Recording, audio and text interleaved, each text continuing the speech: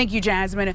Well, a national real estate settlement may soon bring changes to the industry, but how will this impact buyers and sellers? I'm Andrew Dusaint, your North Lafayette Parish reporter, and I spoke with the seller who expressed his frustrations with the industry and why he welcomes those changes.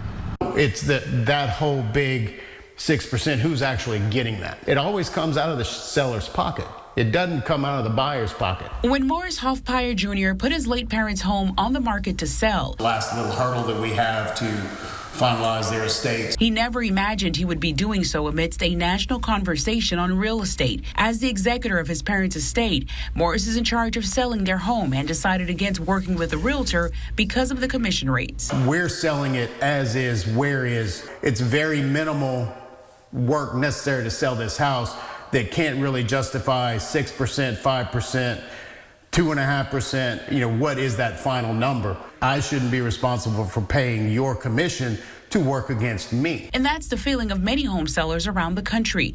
It's also what prompted a national lawsuit against the National Real Estate Association. The lawsuit alleges that NAR and 4 of the country's largest real estate firms conspired to keep commissions high.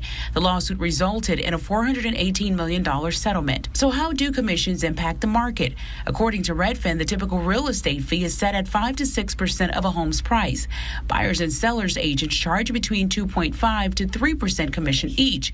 That amounts to $14,000 on a $240,000 home, the average cost of homes in Lafayette, Louisiana. Look, I think there's always concern when there's so much noise going around, especially on social media. At the end of the day, the reality is that the consumer needs a realtor in a transaction, just like people need doctors when they're sick, right? It's no different. Are we going to do business a little differently on paper? Probably so. Christy Theo, president of the Realtor Association of Acadiana, says while there's a lot of noise about the lawsuit, it's important for buyers and sellers to understand the implications.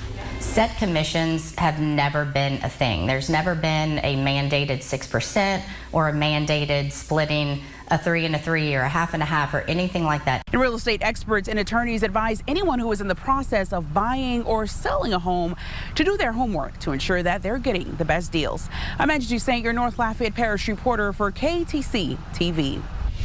According